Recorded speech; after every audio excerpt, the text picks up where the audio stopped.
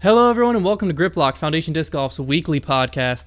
I'm Hunter, joined as always by Trevor, and this week we are back in the studio, back where we belong. Last week, if you missed the episode, we were out at Brody's house. Brody joined us in studio. A lot of good conversation and takes happened there, so definitely check that out. The audio quality is a little bit worse than normal, but you know it is what it is. We were on location. That always makes it a little bit tougher, but you know, I think that there was a lot of good points brought up in that podcast.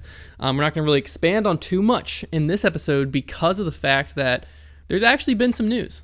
Yeah. For the first time in quite a while. Pretty much ever since the Pro Tour finale happened. Yeah. You know, we've just been kind of just talking the talk, but now we got some news to kind of go over and give our ideas on. It's bound to happen eventually. There's been about 3 different announcements that I think 2 of them are kind of tied together. The other one's completely separated, but we'll talk through all of them. But the first one I want to talk about is that the Disc Golf Network has announced that they are taking on the live coverage responsibilities for all of the national tours, in addition to the Pro Tour events, the Pro Worlds, and the U.S. Women's. Yeah. First thing I want to point out is it's interesting to see USDGC is not on that list. Well, that's not interesting to me because Innova holds it. I mean, and when I say this, once again, I'm not taking shots at Innova because obviously they're going to hold what's theirs to them. Like, why would they give it up? But, like, since Innova owns it, they're not giving that to anybody else. Like, they want to reap the benefits from a great tournament. So, hey, yeah, I'm not surprised. Yeah, I mean, I wish USDGC was on there. But no matter what, the value of subscription here has went up. Oh, yeah. It's $5 if you're a PDGA member, $10 if you're non-PDGA member, but what you get for that, and there's also a $74.99 option for the full year. But regardless, what you're getting for that now is way more valuable than it was this past season. And another thing that I noticed was interesting with these announcements is that the Disc Golf Pro Tour hasn't actually made an article about it. They just kind of sent out this tweet and social media post explaining it, whereas the PDGA made an article about it. And in the PDGA's article, they broke down almost their full media plan, which has announced partnerships with Jomez, Central Coast, Gatekeeper, and GK Pro, where the Pro Tour has not done so yet. Right. I fully expect them to do so soon. They might even do it on a tournament-to-tournament basis, so maybe that's why they're not doing it. Because the National Tour laid out, who's doing what card for every tournament, period. Yeah. So maybe the Pro Tour is since they're opening this bidding process, maybe it's whoever gets the best bid. Did they announce that who's doing every card thing for Worlds too? They did not. This is just for national tours. They said the Worlds would be a separate announcement. Right. Because I'm interested, Pro Tour covering these events, I'd assume they kind of hold the cards on who gets what card to film. Not when it comes to national tour. Why not? Because we'll talk about this a little bit, but I think where the Disc Golf Network has taken over this is because Smashbox is now basically a part of the Disc Golf Network. Well, yeah. So where the National Tour would normally hire Smashbox to do the live coverage, Smashbox is now okay, that's fine, but all of our live coverage is going to be under the Disc Golf Network umbrella. Right. So I don't think the Pro Tour has any say in who's covering what on the National Tour. Unfortunately. I don't even know if that's unfortunate because Jomez is getting Jomez is getting lead card.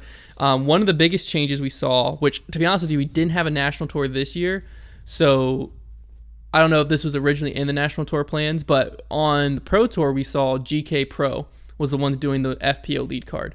On the national tour, they have announced that Central Coast is going to be doing the FPO lead card, and GK Pro is going to be doing MPO third card, and then it'll be Jomez first card, Gatekeeper second card.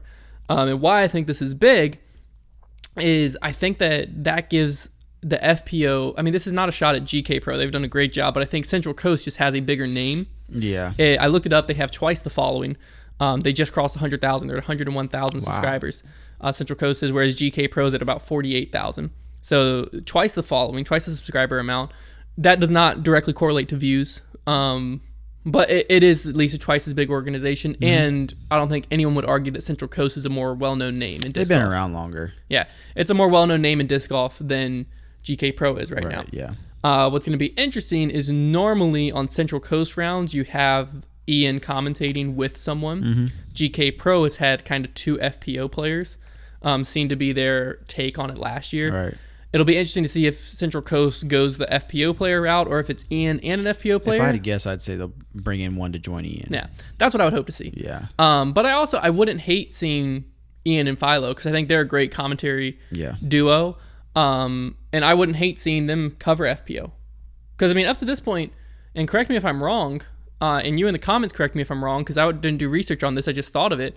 Have we seen FPO coverage that didn't have FPO commentary? Can you think of any examples? I'm sure there's the weird example out there, but it definitely seems to be the trend is that they always want Which FPO players. There's nothing wrong with it because MPO coverage has MPO commentators. I think that a lot of that comes from though, well, at least in years past, it's kind of changing to where there's more like exclusive commentators, but I think a lot of that is because they would usually pick people from that round. Yeah. So that they understand the course they're talking about and have more context. Well, so to me so far, there's been a few standout MPO commentators. Obviously, Paul Ulibarri, Nate Sexton. Big Germ. I mean, it's always controversial when you talk about the MPO commentators because it's very subjective. Well, I feel like those three have done the best job. Who's your list? Nate Sexton, Jeremy Colleen, Paul Ulibarri. See, I think Sexton's maybe the best. Ulibarri is good. I don't know if he has a great voice for commentary. Well, I think those are the top three that have kind of emerged. But personally, I don't think Colling's good. I mean, I disagree there. I think Colling's good with Sexton. They have such a good chemistry that they just feed off each other. That's true, but that's only because they've been doing it together for so long. But I also think that if you're looking at teams from USDGC, I thought Ian Anderson and Philo were one of the best commentary teams we've heard. Yeah. I really enjoyed them. I thought they were off and on. Like when they were on, they were good, but like there's times where Philo's commentary and this is really noticeable during the commentary he did. I think it was the Myrtle Beach Open. It's very lethargic. Yeah, I could see it. But in Myrtle Beach, was he playing?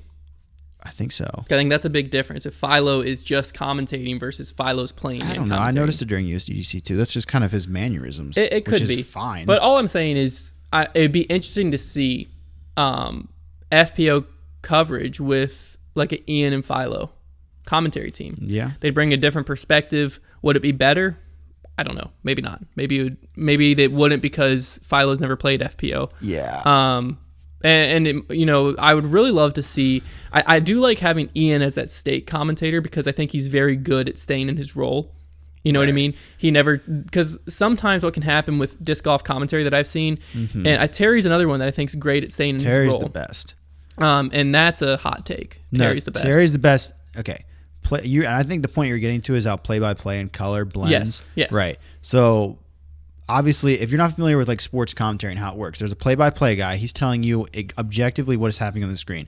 A hyzer was just thrown. It skipped 10 feet. It's next to the basket. The color guy, and then typically in sports, like for example on Sunday Night Football, your play-by-play guy is Al Michaels. Why? Because he has a great voice. He never played professional football. He never played any professional sports, but he has a great voice, and he's very cinematic about it. And, he's been doing it for a long time. He's good experience. But then the color guy, Chris Collinsworth, also has a pretty good voice and is good at what he does, but he also played professional football. So the color guy is there to then give in to give an insight and add more. It's the color. So I think Terry Miller and Ian is another good example, are guys who are very good play-by-play guys because they didn't play professional disc golf. I mean, professional disc golf. Terry was like 990 rated. Okay, professional disc. Okay, they weren't like top world players. They haven't been in the scenarios they're covering. But they have good voices. Like they project well on during their commentary, and they're good at staying in the play-by-play and letting the guys who are typically their guest commentators will be more experienced, like pro players, and they're good at letting them do what they do. Yes. Where we see it blend the most is on the Pro Tour with Doss and Jamie Thomas. So Jamie Thomas should be doing play-by-play, and Doss should be doing color. Yes. And it blends in and out so much that I'm like, I get confused. So I think Terry would be the best play-by-play guy. Well, that's why I think Terry should be on live with fill in the blank. Yeah, there's a lot of guys you could throw in for color. But when it comes to post, I've really enjoyed Ian Anderson. I think is one of the better post-produced commentators because of that fact. He's so good at staying in his lane. So I think having Ian and then finding that staple FPO commentator, there's been some that have done great. Yeah. Even if like Hannah Macbeth was interested, I don't know if she's tends to be that same type of play-by-play commentator. She doesn't seem to normally do the color side as much, but she is, when you get her in front of a mic, you don't have to worry about her being like nervous or not being well-spoken. Right. She's going to be well-spoken. And to be honest with you, was it Juliana Corvers who she did USWDGC with? Yeah. She wasn't bad either. No. So, it might even be someone like that where you bring someone who's not even at the tournaments in. Yeah, and no matter who you bring on, like, you're only going to get better. I mean, some people are just naturally better in front of camera than others, and that's easy to pick up, but then you're just going to get better with time. Yeah, the more you do it. That's just how it's going to work. But I would like to see on the Central Coast coverage on the national tour, it's going to be interesting to see if the Pro Tour follows suits. Like, is Central Coast going to do all FPO lead across the board, or is this a national tour only thing and GK Pro sticks with FPO on the Pro Tour? I think that'll be something that's interesting to see. Yeah, I don't know what the Pro Tour is going to do. As the Pro Tour announces that'll be something that's interesting to see. But I would like to see Ian Anderson with an FPO player as the commentary team. I think that will kind of be a good... Because, I mean, is there ever been a Central Coast video that Ian hasn't commentated? I'm sure there's a few here and there. Yeah, I mean, not typically. But typically he is. So I would really like to see that continue to stay relevant, because I think that could be something that's going to be not big, like it's not going to be some massive change, but I think that's a good move for FPO coverage. Yeah. I don't think it's going to be necessarily better quality, but when you hear that Rockin' to the Block or whatever their intro song is, everyone has that like nostalgia feeling, or at least people in disc golf for a long time have that like nostalgia feeling, to where like with GK Pro, they're so new that, they just don't have the brand recognition. Sure. Is really what it comes down to. And also, you're appearing on twice the subscriber feed. Yeah. So that is going to appear to more people. A lot of people, I think, are searching for the coverage, but that's also something to take note of, is 101,000 subscribers versus 48,000. It's a big difference. Yeah. You know what I mean? Absolutely. 52,000, big. Yeah. So that's, something to be taken into account for sure. But I think it'll be interesting to see kind of as the year goes on, is the Pro Tour going to also enter into that Central Coast taking over FPO coverage right now has just become like the big thing in disc golf, like the hot topic. Yeah. It's like, what is going to happen with coverage? And then like, it's really changing really quickly. Well, one thing that I think will be interesting is when we had Brody on last week, he talked about how the Pro Tour has entered into this like bidding type of a system. Right. Where in the years past, and to my knowledge, it was up to this point, I just missed this announcement. I think it was actually this whole past year was in the bidding, but up in previous years, the tournaments were picking their coverage and paying them to come cover. So now we're kind of switching into this model of coverage companies are bidding on the Pro Tour for cards. Yeah. What's going to be interesting is, I don't know how the bidding model works. They haven't really released that public information as far as like how does the bidding model work. But I do think what would be interesting is like, what if GK Pro not Memorial, let's just go Ledgestone. GK Pro at Ledgestone outbids Jomez for lead card. I don't think that would happen, because Jomez is going to have the most money in the coverage game. But like if stuff like that started happening, that's going to be interesting, because there's the Jomez diehard fan base, but at the end of the day, there's also the lead card coverage. So if it's on Gatekeeper and they outbid them, that's still going to get the views. Yeah. So it's not like the Pro Tour is worried about where the views are going between Jomez or Gatekeeper, but if you're Gatekeeper, that might be something that's like okay, if we can make this investment, and you get into a bidding war. I think that is something that's going to be interesting to watch. We might not even get to see it until someone actually outbids someone, and then everyone's like, holy cow, why did this happen? Yeah. That might be the only time we see it, because the numbers up to this point haven't been publicly released of like, what are people bidding for coverage? Like, is it thousands? Is it hundreds? What is it? I know that like Turner Cable or whatever it is, I think they paid, like, the last time they won the rights for March Madness, it was like $2 billion. Well, yeah. I mean, that's not what's happening I'm just saying, network coverage is very valuable to networks. Like, I wonder if the Pro Tour is doing it like season wide, or if it's tournament to tournament. That's also something to look into. Yeah, I mean that's true, because a lot of sports do it like years long. Like it's probably smarter to do it year long. Like you can get, like, for instance, like you could bid to get the Super Bowl through 2030. Yeah. Like that's how they do it. Where I don't think disc golf. It's smart. I don't think anybody in disc golf would be smart to make long-term, like, contractual. Not media-wise right now, no. Not player-wise, nothing. A lot of players, especially, because, like, the game's changing so much. I mean, there's some players I would make we'll talk about some of the player contracts, at the second part of the segment, but there's some players that if I was them, I would make a longer term deal. If the number's big enough, yes. But like I'm saying like for instance, Haley King just signed the 2-year deal. Super smart. Because like it's long enough that she got 2 years under her belt, but her value could go up just huge in 2 years. So yeah, I think everybody should like. And I think the opposite on the coverage side. I think if the coverage side was able to lock down, like if I'm Jomez and I'm able to lock down a 10-year deal, I'm all over that. Yeah, but if I'm the Pro Tour, I'm selling it a year at a time because my value is going up and up and up. And new people are getting into the game too. Yeah. What happens when all of a sudden, some guys that used to work at ESPN decide they're going to film disc golf and they're amazing at it, and they start trying to bid after your stuff. Like keep your options open. Yeah, it's definitely something that's interesting, but we've also seen over this past, I think this was over the past week as well. It might have been right before the last podcast, but the Pro Tour has entered a 3-year deal with Smashbox. Yeah. For the Disc Golf Network, for Smashbox to handle the live coverage of the Disc Golf Network. As I mentioned earlier, I think this is the biggest reason we've kind of seen Pro Worlds, U.S. Women's, and the National Tour come under the Disc Golf Network umbrella, is I think this partnership, because right now if you're in disc golf and you want live coverage of an event, you're going to Smashbox. And we see USDGC go in a different route, but clearly by how much they're charging, that takes some serious money. Right. You know what I mean? Right. If you're in disc golf and you want live coverage, Smashbox is the one, the only right now. So I think for the Disc Golf Network to lock them down is a huge move for them. There's not a ton of details about the money in this contract, but there is some big details. Because even in the Jeff Spring is in the article on the PDGA quoted as saying, live streaming of events will most likely always come through the Disc Golf Network brand in the years to come, as Smashbox has agreed to support all Disc Golf Network scheduling prerogatives. And the Pro Tour is also going to be purchasing more live stream equipment, investing in new technology, adding staff, and a new studio based in Wisconsin, which is the home of Johnny V, who's with Smashbox. I mean, it sounds...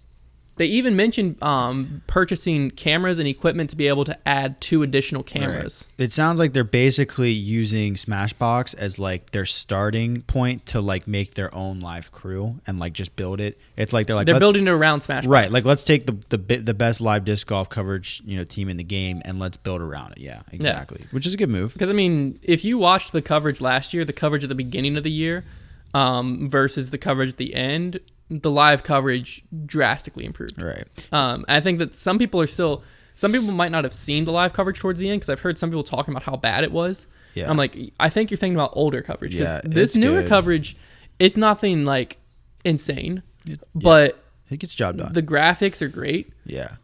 Even some of the like player graphics when they go to a highlight are pretty insane. It's getting up there, and it sounds like with purchasing more equipment and adding new hires, and also actually having a studio to do this out of, all of it seems like we're in for a treat in 2021. Yeah, I would hope so. I mean, and if I'm the Pro Tour, I'd be hiring as many outside people as I could for that live team, because I would want, after that 3 years, to basically be able to be independent from any other entities for your live coverage. Well, so if I was the Pro Tour, what I'd be looking at is buying out Smashbox. Well, right. That's what I'm saying. If they were to refuse that offer at the end of 3 years, to be like, well, we have so many people that we've hired that have learned and now can do it. We can do it on our own basis. Here's my thing is like, I don't think Smashbox would be refusing it because they're already foregoing Smashbox branding. Right. Yeah. I think they're all stepping in that direction. That's the biggest sign to me. Right. Is because if you look back, we talked about this some last week in 2016, I believe it was, whenever Steve Dodge decided to bring all of the media under one roof,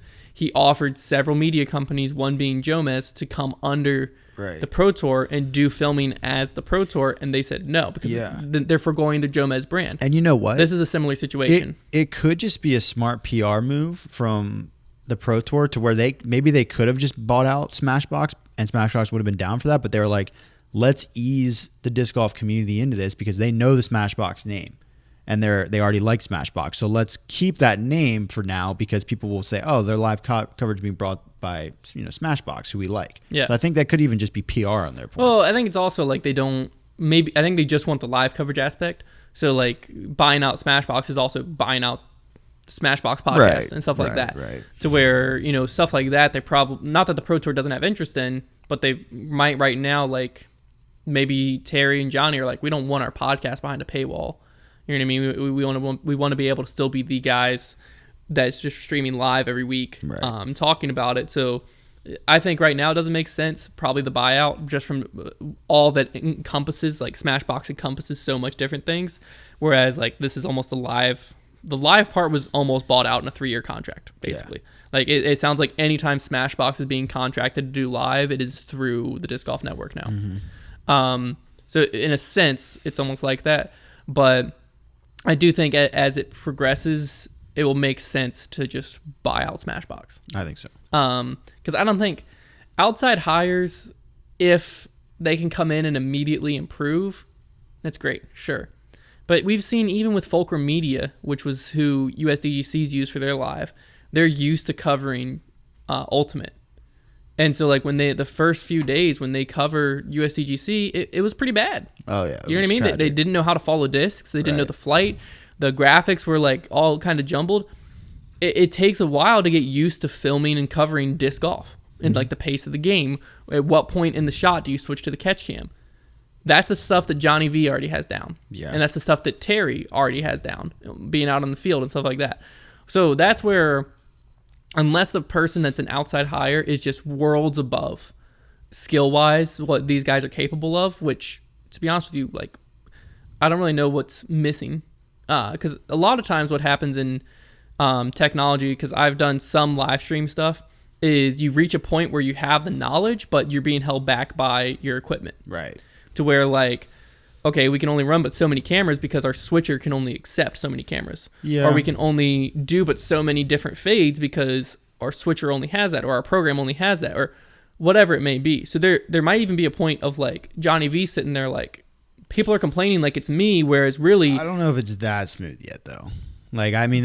What do you mean? Like, the coverage... I see what you're saying to where, like, you know, equipment could be limiting the Pro Tour, but, like, I think it's getting there, but, like, there's still hiccups in their coverage. It's not like I'm watching... less. A lot less. Oh, tons left. But there's still enough where I'm like, there's still improvement to be done before it's just equipment's fault.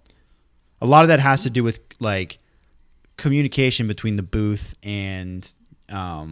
like when it switches over and things like that to interviews and whatnot. It's not like I'm just watching it like buttery transition after one after another. Like there are hiccups. Like it'll switch to a camera that's just pointing at a tree. Like but it's a lot better. But I'm saying there's still a little bit of work to be done. There is, but I do think that purchasing certain technology will make all of that smoother. Yeah, I mean, I definitely think they're ready to like take on more. Yeah, and I like the idea of them adding more cameras, because I think that's just going to enhance the live disc golf experience. Because right now, why so many people dislike live is there's too much downtime.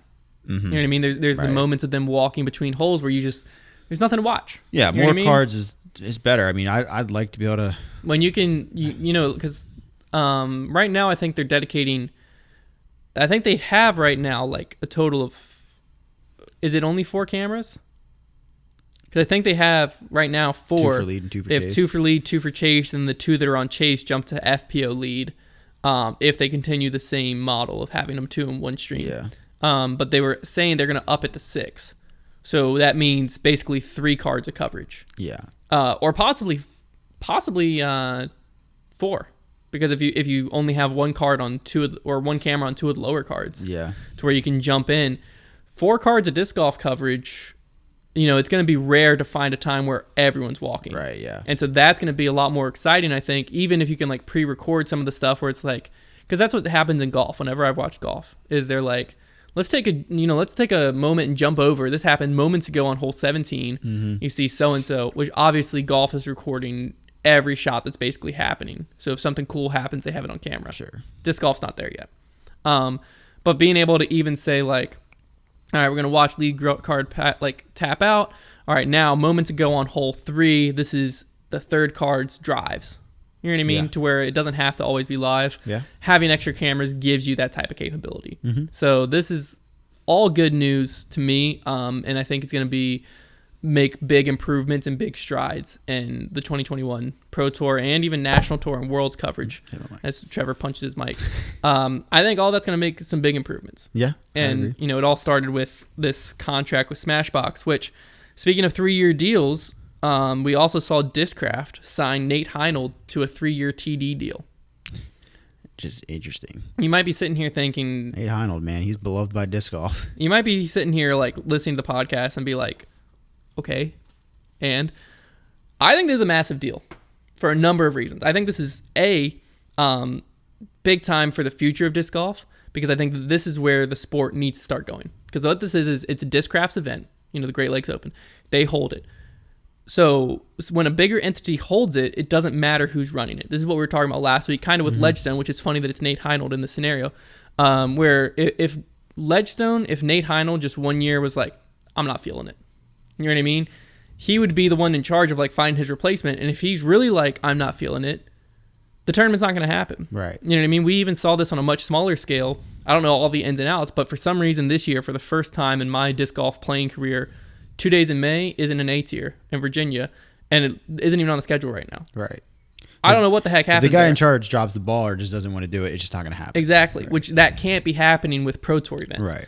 Even with an A tier, I'm like, well, crap. Like Virginia has no A tiers right now. Yeah. You know what I mean? But on a Pro Tour scale, that's a much bigger deal. So to see Discraft signing him to a 3-year deal, I think this is huge, because this provides accountability to TDs to a larger entity, because Discraft's going to be relying on Nate Heinold to grow this event over the next 3 years. Mm-hmm. If he doesn't do a good job, you bring in a new TD. This also alludes to the fact that, which most TDs are getting paid of somewhat, but signing a 3-year pen to the paper deal, it alludes to him getting paid. Right. Which in disc golf in general, if you've run events, it's hard for TDs to get paid. Yeah. You know what I mean? Bigger events, not as much.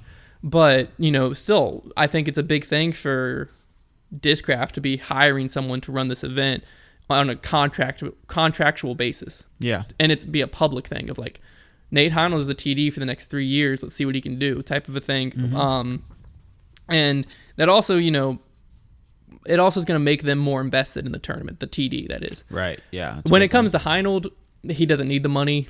That came off wrong. He doesn't need it to be invested in his tournaments. Mm-hmm. The guy's just a great TD in general. You know what I mean? He's not going to be like, oh, well, Discraft's only paying me $1,000 a year. Like, yeah, who cares? He doesn't. They could pay him nothing, and he's going to put on a great event. Sure. Heinold does it because he loves it. But for some TDs, that could matter. You know what I mean? Being like, oh shoot, because I don't know what the contract is. The contract just says 3 years, but let's just say $10,000. I think that's an astronomical number. It's probably nowhere near that high, but that's an even number. So like if, there's a TD and he's like $10,000, like, okay, I really better make sure I put on an event that brings in, the best of the best. I'm up to the standard. But I don't know. What do you think? Do you think that this is something, am I kind of crazy for thinking that this is the way the Pro Tour and stuff should head? Having like TDs being like contracted out, or do you think that's a good change? It's interesting mostly because like Nate Heinold is like kind of a different precedent than the rest of the sport has, because like nobody else really talks about like tournament directors, other TDs like they do Nate Heinold. Like he's like, he seems to be like the one that everybody knows because of Ledgestone, because Ledgestone busted it onto the scene of like, oh my gosh, the largest payout in disc golf history. So that's why people like know Ledgestone, really. It's how it gained its popularity, and it's known for having a really good purse, because he brought Ledgestone Insurance into it. Which is he like? What is his role at Ledgestone? He's the VP of sales, I believe. So like he's he's up there at Ledgestone or whatever. So it's just a bit interesting to me, because I think for me to really understand and make an argument against it, I'd have to just understand just how valuable Nate Heinold is compared to any other TD that was going to run. D-Glow is the example, right? Mm-hmm. So, because my thing is D-Glow is an established event. Discraft is funding it, a lot of it, and it's on the Pro Tour. So therefore, players are going to go to it. So how much is Nate Heinold running it? Really, and Discraft knows, because they're willing to pay him. So Discraft obviously, knows what his value is. But I'm just curious to know, like, how, like, is there not, another TD that could do just as good a job and not be paid or under some contract? Like, is Nate Heinold really that good at what he does? Absolutely. I guess he is. I guess he is. It's interesting to me. Even if he's not, I think having TDs under contract just makes so much sense to me. Like, I think that is a genius move, because it secures your tournament. You know what I mean? You're picking a TD that you trust. You're securing them for, however many years. You don't, it's pen to paper. It's a contract. And then on top of it, it gives them accountability. Because if Nate Heinel somehow tanks D-Glow... Well, yeah, that's the thing, too. I'd have to know the contract structure. Like, is there goals he needs to meet? Is there contract goals where if these are not met, your contract is voided? Or, like, that's what I have to know, too. When I just hear a 3-year deal, like, that could mean so many things. I mean, that's true. Because I just think that this is unprecedented in disc golf to hear a TD signing a contract deal to be the TD. I do like Discraft. Like, I do like the idea that a manufacturer, like, we have this tournament we love. We're gonna give TDs contracts, but if they don't, we're gonna give them goals in these contracts, and because we want to see our tournaments get better, not just kind of stay how they are. So, like, I like that idea. And maybe they said we're gonna try this structure out, and Nate Heinold's the best. We know he is, so we're gonna let him kind of give this whole TD contract thing a whirl. You know, maybe that's where they're at. My thing, too, is with Nate Heinold or hiring someone like Nate Heinold, there's a few other TDs out there that are at his level, I think, but very few. Yeah. You don't have to worry about any detail going unnoticed. No, I mean, he's good. Because I think that's the biggest thing with TDs is, at the end of the day, if you're showing up to a C tier, a TD just has to check you in, put your scores in. Right. That's that. Because it's a C tier. There's not as much of a standard. Mm-hmm. If you're at a Pro Tour, there's a big standard. You know what I mean? Yeah. A lot of stuff has to be set up. A lot of stuff has to be taken care of and accounted for. OB rope has to be clearly defined. The T-pads, all of that. And the TD also has to be very good and have a relationship with the players so that when a player comes to them, you know, they can continue that good relationship. Whereas, like, I can't think of any TDs in disc golf, but you could see where it'd be a bad thing if, like obviously Nate Heinold has a good relationship with players because he's able to consistently put as much rope up as he does at Lake Eureka, and you don't really hear about crazy rule changes or like crazy rule like how dare you type things. My question too, right now, correct me if I'm wrong, Pro Tour event, all of the advertising and sponsorship and event is sold by the Pro Tour, right? Correct. Over like a tour long basis. Either tour long or event specific. Okay, but the Pro Tour is who handles that, right? The Pro Tour handles that, yes. So, like, is Heinold in charge of getting any sponsorships for something? So that's where I don't know if there's additional sponsorships you can bring in. Because my thing is... I know, like, when it comes to, like, media and specific course sponsors, the Pro Tour sells that. That's my thing. I don't know if they're selling the title sponsorships. Right. If I was looking for tournament directors, I would see immediate value in the guy who can bring in the money to the event. Like, athletic directors for universities, like a lot of positions in sports in general are literally given to guys who know how to raise money. Like, that is literally like all they care about is, can you get money? Mm-hmm.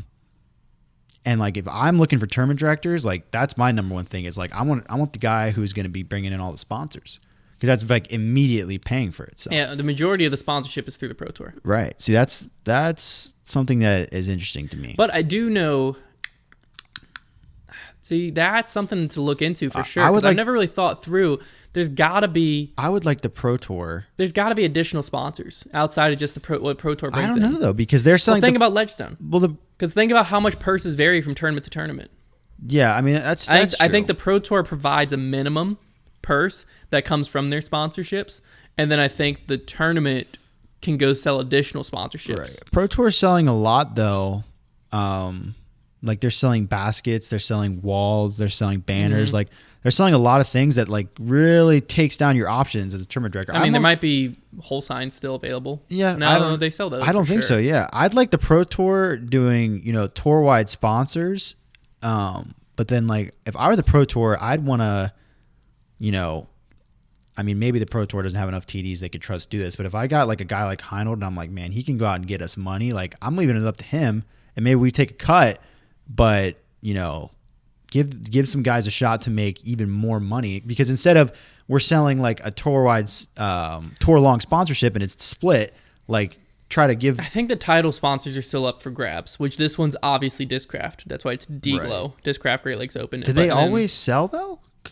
Title sponsors? Right. Pretty much always. I'm trying to think of some, like... I don't... Name a tournament. The Preserve. Well, that was a last-second one. So I don't know if that one had one, because that was a very last second it had.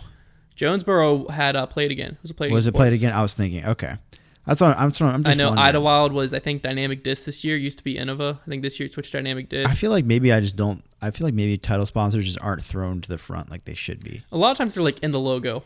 of the event and stuff like that. But if you think about in disc golf coverage, there's not a lot of times where like going to a commercial, like on ESPN and CBS was pretty obvious. Like this coverage is brought to you by blah, blah, blah, blah. Yeah. You know what I mean? That's not something that's really happening in Disc Golf Network coverage. When you go, like when you're about to go to commercial, and it's like, this coverage is brought to you by Dynamic Discs. Yeah. You know, and then it's like a 10-second little. I'm not sure why they haven't done that yet. At least I haven't noticed it. I haven't either. Yeah. So I think that's something that hasn't really been seen. So that might be part of the reason you don't see it. If you're on site, a lot of times you realize it because a lot of the like little stuff you're getting and giving, like that's being given out. That's the thing too, is I wonder how many sponsorship things are really tailored towards on site, and how many like I feel like if I'm looking at a Pro Tour package and like hole signs is a sponsorship thing, and then like if I'm not there, I'm never actually going to see that hole sign. Like if I'm that sponsor, I'm like, well, darn. Like I feel like they got to start really catering things towards TV sponsorship, because that's what's in the end of the day going to bring in the money. That's what, if you look at their sponsorship deck, a lot of it, I'd almost say the majority is media sponsorships. Yeah.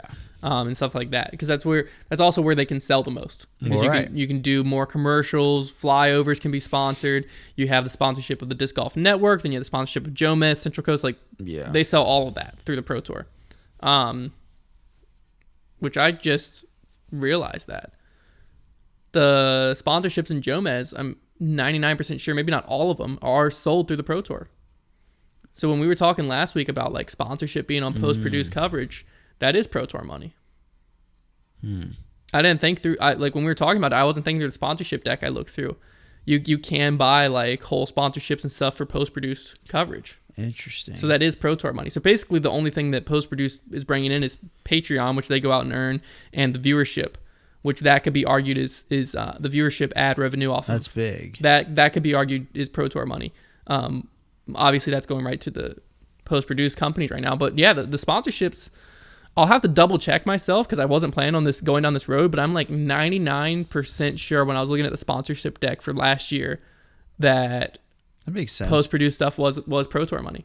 That's a sacrifice from the post-produced companies to not be able to sell their own sponsorships. Yeah, but I mean that's probably just part of the price you pay to be able to cover Pro Tour. Yeah, good for the Pro Tour. One final thing I want to talk about while we're on Ledgestone, I didn't even write this down, but it just came back to my memory. I meant to talk about it on last week's podcast, completely forgot. The PDGA shut down Ledgestone's attempt to put a 950 minimum rating cap on MPO. What a bummer. So now what Ledgestone's going to be doing is basically a tiered rating system or registration system. Right. To where they'll tier it. But I thought that was very interesting that they shut down that bid. Ridiculous. For it to be 950 and above. The PDGA makes me mad. Like, what is their concern is that it's going to catch on, right? And then some certain events won't fill. Is that what they're worried about? I have no idea what their concern is. Like, I don't understand. Like, that event is still going to fill. Yeah. And like, it's going to be better fields. Like, what are we doing, PDGA? I don't know. It's the Pro Tour. I mean, I'm right on the same page with you. Yeah, I don't know what the PDGA, man, they don't make any sense. I need to. I wish I would have remembered that before the podcast, so I could have looked back into if the articles. Yeah, we'll have to talk about it next week because I want to look at the article and see if their reasoning is in there at all. We can just do a deep dive into the PDGA next week and talk about some other things we've been finding about the PDGA. We also found out the PDGA is a nonprofit. Yeah, which means their financials are public. We saw their salaries, yeah. So you can take a look into that yourself if you want, but maybe next week we'll look into that some. You can't do a super deep dive into what each specific person's making, but you can look at exactly how much money they're bringing in and where that money's going. And I think there are a few question marks that the disc golf community should be asking. Why is this much money going towards that? Sure. But I don't want to talk about that until I have actual numbers in my face. And maybe when we talk about that, we can do a little more digging on the reasoning behind the 950 being denied, because I don't want to talk about that either with missing information. But when we were talking about Ledgestone, that came back to my mind. But that's going to wrap up the first segment as we head into Trevors Trivia. Yes. Which I'm actually surprised you had trivia for me because you were working on the restock until like 2 seconds ago. Honestly, I'm surprised too. We're bringing back Disc Golf Prices Right today. Oh, that's a crowd favorite. Because I know you liked this one last time. I wanted to give it another shot and give you stuff that I think you'll have a better chance with. All right. I'm not going to just throw, a $10,000 disc at you or whatever. So I think I've got, let's see, 1, 2, 3, 4, 5, 6 discs. I'm gonna give you your goal is to stay within $300. $300. So $50 buffer per disc. All right. I think you can do it. I don't think so, but let's do it. Number one, and these are all for reference. If you weren't here last time, I looked up these on eBay. These all sold. They're not just listed. So people actually paid this much for these products. So the first one is a set of 2 Glow Get Freakies. 2 Glow Get Freakies. Nothing crazy about the stamps. I think one was like a gold sparkle, one was a camo. Obviously new. I'm gonna say it went for $350. Oh, he's off to an awful start. $190. Oh, frick. I thought they were like $125 to $150 a piece, and I was That hurts. this is either gonna be it sold for super cheap, is why he's asking me, or it went for an astronomical number. So you've blown just over half of your buffer in Perfect. one disc. I It's love time to tighten up. I mean, on Facebook, I feel like those are going for I like. knew you were going to overbid that one. I feel like on Facebook, those are going for like $120, $150 each. Somebody scrapped it up on someone, eBay. someone probably just immediately flipped out on Facebook. Probably. Are they new? They were new. It's a shame. Next, we have a Champion Glow 2005 4-time Ken Climo Rock. This one is not new, but it is a quite sought-after disc. These discs were said to be like some of the greatest rocks ever thrown. I mean, I'm taking a complete shot in the dark. I think it's over 100 for sure. I think it's over 200 possibly. I was just looking at your face hoping you'd react. I'm going to say it went for 190. 150. Okay. Not bad. I was under my buffer for there. Not bad. You have $100 to go, 4 discs left. Here we go, $25 a disc. This one, I'm not even gonna say anything. This is a Player of the Year 2019 Paige Pierce Crystal Fierce. The one you gave me one of these. This one is clear, like glass clear. But I don't know if that has anything to do with it. But I mean, I don't feel like these went for that much. Oh gosh, I don't know why you're laughing. It's either like $25 or like $350. I mean, I'm gonna just meet you in the middle at 75. It was 125. Okay. What was that though? I don't know. I gasped when I saw that. I was like, don't I have one of those in my bag right now? Like, I did not think those went for much online. I would have bet like if you wouldn't have laughed, I honestly would have guessed like $30 to $50. Yeah, I mean, I don't know. But there you go. You're at 250 now with 3 to go. You're gonna have to really ball out here, and it's getting harder. This is an Innova Champion Edition, so CE Gazelle X out, brand new. $75. 65. All right, that was 60, a good one. 60 rather. Oh, no. Sorry. No, it's 65. Give me 10. You didn't include shipping. $5 shipping. No. I tried. All right, pretty good there. All right, 2 to go. This one is a Nate Sexton Firebird 2015 edition, brand new. Brand new 2015 Nate Sexton Firebird. $225. $360. Oh, there it goes. and he blows it. And the last one, just for good fun, this one I thought was really cool. A Night Shift pre-flight number Champion Orc, brand new. What the heck's Night Shift? I think it's just like the color of it. It's color shift? It looked color shift almost. I never knew Innova did that. I don't know. It was like bluish, blackish. It was interesting color. Night Shift. Don't even pay attention to that. It's just pre-flight Champ Orc, brand new. 75. $325. The frick? What? Yeah. Well, that shows how little I know. Yeah, I'm sure any of you disc collector gurus out there probably destroyed Hunter just then. But surely, I played bad. You were, I mean, I was outside you had my a couple comfort good, zone. a couple good. You need to get back in the market. Yeah, I need to do some more research. We're gonna keep this game up. Speaking of getting on the market, what a segue. We've got a rumor here. More than a rumor. Is it more than a rumor? It is. I don't know. When your van is parked places. So on Reddit, this post has since been taken down. Yeah. But I did some deep diving into different users who I knew commented on it, and I was able to find the post again. You did find it again. I found the post again.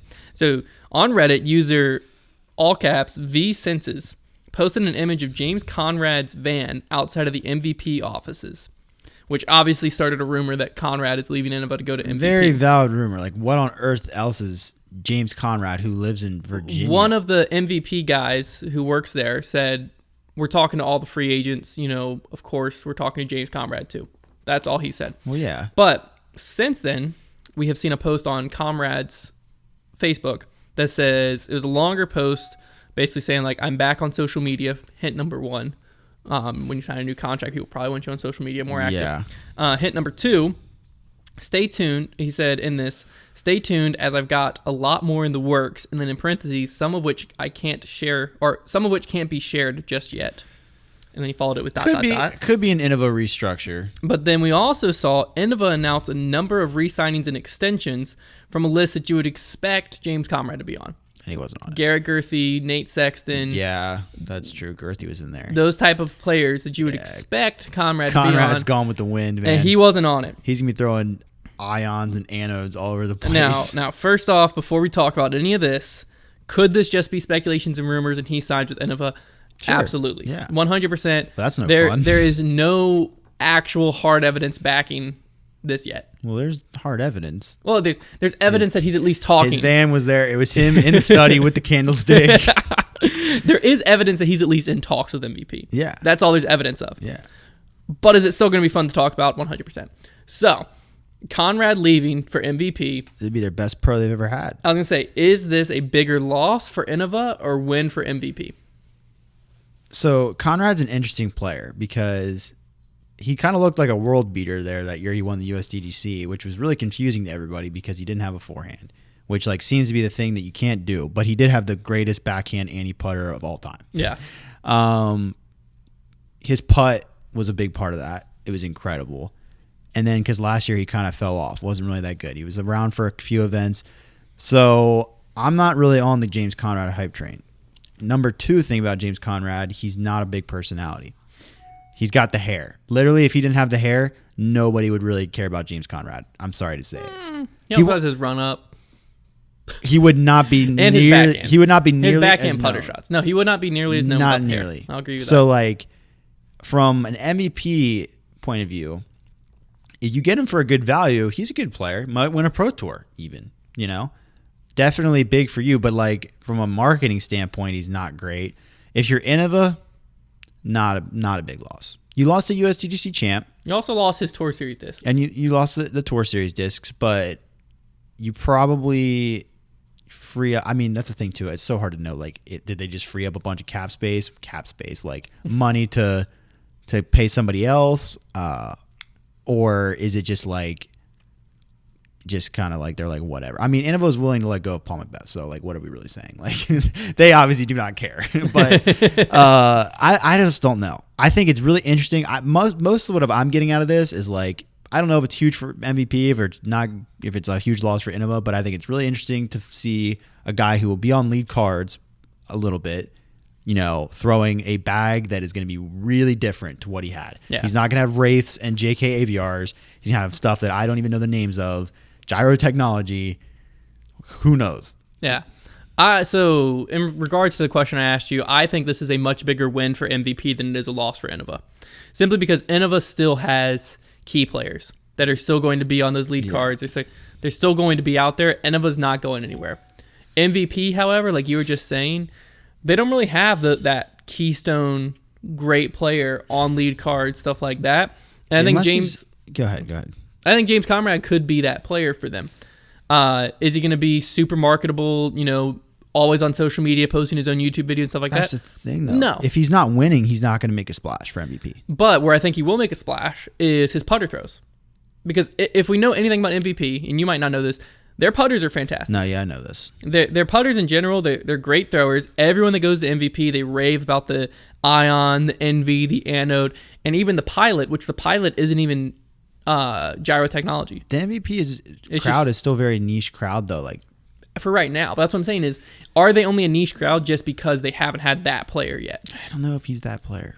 But if he gets out there and he's throwing Pilots or Ions or whatever he decides to throw all over the place and people are watching these discs fly, like, because the thing is, Conrad makes a putter look so good. Yeah. He made the JK AVR look insane where Innova's JK AVR sales had to go up and see numbers because of Conrad. Sure. So now if you have this whole new market of discs that but like a big market of what James Conrad's reaching right now hasn't tried. Yeah. You have this whole new bag, and if he's able to pull off some of the shots with some of these putters, that could be a business-changing move for MVP. I just wonder if I'm MVP, I don't know how much they're going to pay James Conrad, what deals they're going to give him, but if I'm MVP and I'm really looking to burst onto the scene, I'm throwing every amount of money I have at a Kyle Klein or a Ezra Aderhold. It's actually pronounced apparently according to him. He would know. He would know, yeah. Or like a young gun who might not be worth a lot right now, but has potential. I think the issue with that is risk. The risk of if they don't turn into someone. Kyle Klein's going to be somebody. He already is going to beat James Conrad. I bet you Kyle Klein finishes with higher on the Pro Tour standings than James Conrad next year. There's a possibility, but he's not as proven on tour. If I'm MVP, I'm loving this move. I love it. He's an established pro. It's safe. Exactly, because if you're MVP, you don't have the money to risk. You just don't. Yeah, but you don't have the market share to not take risks because you're just going to get knocked out. But the thing is, this is a somewhat of a risk because you don't know what it's going to do, but it's also not that much of a risk because you know what you're going to get out of James Conrad. He's going to be a solid player. If he can throw your plastic good enough, then he's going to make you the money to take that risk. Maybe. That's the biggest thing to me. I guess it matters too. How many years does he sign for? That's also true. The contract's going to be a big thing. If but it's like 2 years, then sure. I think that if this actually comes through and Conrad actually goes to MVP, I think it's a great move for them because I think that the reason we haven't seen them sign a great, a big time player, is simply a lot of the top names that are marketable are expensive. You're going to have to paying a lot of money or at least offering them a lot and things. And that's even a risk for some of the players. Because then, what if the player switching to an MVP bag is a pretty big deal because it's difficult. Drastically different from everything else on the market. Yeah. So what if as a player I'm looking at it and I just end up not being good with MVP? It's a possibility. I don't think that's going to happen with Conrad because the putters are so strong. I think he's going to be fine. Yeah, I mean, I'm sure a guy like Conrad, before he's going to make that decision, has thrown a lot of MVP absolutely in his backyard. I just think it's a very smart move for MVP, and I think it's smarter than going after a new guy just because there's more risk there. If you throw the same, you might be able to get Conrad for the same amount that you'd be throwing at Kyle Klein. Right. And Conrad, you know what he's going to get you. Kyle Klein, sure, he could come in second or third, but there's also a chance he comes in 15th or 20th. Conrad's going to be in that 15 to 5 range. Sure. You know what I mean? He's going to be in there. And so you know what you're getting. It's a little bit safer investment in my eyes. Okay. Really quickly, before we wrap up with Make That Call, I'm going to use my phone because I want to pull up the UltiWorld sponsorship tracker just so that we can look at, everyone and their mom extending their contracts. Yeah. Just so that we can read through what exactly is happening because there's a reason that we haven't talked about much. So let's just read through this really fast. First off, this is the only one that I'm going to say with the word move next to it, and that is Sarah Sinclair. We talked about this a while ago, Innova Prodigy. Okay. All these players I'm about to mention have signed an extension. Okay. Chris Dickerson, Brody Smith, Eagle McMahon, Cynthia Ricciardi, I think that's it, Cynthia Ricciardi, Sarah Gilpin, Nate Sexton, Greg Barsby, Garrett Gerthy, Evelina Salonen, Henna Bloomrose, Andrew Fish, Holly Finley, Vino Makela. You've heard. Oh, man. He's filthy. Is that the German one? No. He's Finnish, I'm pretty sure. Is he the number one Finnish guy? I think so. He signed an extension from Prodigy. Haley King. Casey White actually was an extension and a promotion to their tour team. So there'll be a Casey White Tour Series disc. And Courtney Cannon, extension and a promotion with Discraft to their tour team. Mm-hmm. Only other player that's a move. They have a Gannon and a Cannon. Gannon and a Cannon. Only other player that's a move is Scott Withers, but we don't know where he's going. Right. It's just that he's announced he's not with Innova anymore. Mm-hmm. So this is the year of the extension right now. There's still a few players that are yet to announce stuff. Which we'll talk about kind of as that happens. There's no real evidence other than the James Conrad move. There's no real evidence out there that's public knowledge, at least, of where players might be going. But, as that stuff comes to light, we'll cover it. But the James Conrad one's definitely an interesting situation to see, maybe he's going to MVP to get a bargaining chip for his Innova deal. Saying, look, MVP's offering me this much. If you want me to stay, you gotta match their offer. Mm-hmm. You know what I mean? It could be something as simple as that. But the fact of the matter is, a van with his face on the side of it was parked outside MVP. So we know he was there. Pretty clear, yeah. That's about all we know, though. So let's head into our final segment as we wrap up the show. A fan favorite, at least I like to think so. Yeah. Make that call. So if you're watching at home or you're listening, play along. See if you know what the call is to this. This is actually a pretty common scenario I've given you over and over. Okay. Final round of your tournament. It's always final round. Started in a shotgun format. Okay, you started on hole 1. You're starting off the round 2 strokes back at the lead. Okay. So I'm on the lead card. Yeah. You're not only on your lead card, you're in second. You're approaching hole 18. You've cut it down. You're tied up. It's all tied up going into 18. It's a tough par 3. You leave your shot somewhat short, but your opponent was even shorter. He lays up under the basket, touching the pin for the 3. Okay? You're like, do I lay up? Do I run it? You're like, you know what? 80-footer, death putt. I'm running this thing. Heck yeah. I'm doing it. I would. Bang. You nail it. Oh, let's go. You are sprinting in. I just got chills. Fist pumping. Raptor yelling legs. your head out. Yelling your head out. What the heck am I talking about? Yelling your heart out. You're stoked. Okay? You're celebrating like crazy. You just won. You're running in. As you're running in, the guy you're playing against calls you on a courtesy violation. Oh. And because somebody seconds it? Courtesy violation for engaging in a distracting action of yelling and running in. So, I'm going to pose this as a 2-part question. A, do you think this call should be seconded? B, if it is seconded, what is the result?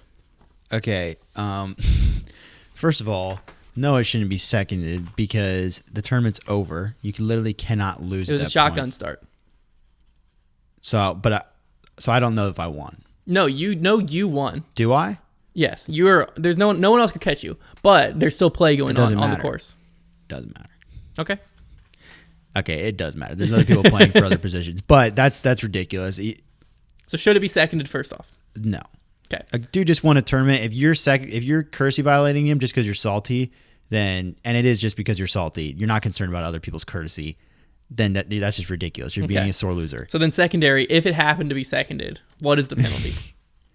What is the penalty of a courtesy violation? I want to say you get a warning for the first one. He nailed it. Yeah. That's the part I thought I was going to fool you because you'd be so caught up on the seconded. No. But technically, yes, it should be seconded. Simply because one of the distracting terms, or one of the ways that the PDGA describes distracting, is yelling and shouting. Unless you're yelling like heads up. It's according to Rule 812A 3A. But it would only be a warning unless it was your second courtesy violation since the round started. But yeah, one of the things under distracting activities is shouting. I mean, I guess okay, let's put it this way. If I'm playing any event where there's not really spectators, I'm never doing that in a million years. And I guess I understand. What are you getting all excited about? You might have just won $500. But a little fist pump, whatever. Yeah. But now if and I know this doesn't even apply, but obviously on the Pro Tour, we want guys to be screaming and yelling when they make winning putts. Yeah, but then the tournament's over because it was tee time. Yeah, I mean, so you're not distracting anyone. I'm not even sure that's the point, but no, that's not the point of what you were saying, but that's the point of the rule. That's why I specified shotgun, because I think realistically, if you fist pump, you're like, let's go. That's not distracting. Right. If you're running with your hands above your head, go woo to the basket, that probably just got memed. If you're doing that running to the basket, that might be considered distracting. Yeah, it's valid. So in that case, you might be courtesy violation, but it's okay. It's a warning. You still won. Yeah, that would be the best feeling ever. Oh, by the way, buddy, it's just a warning. I'm warned.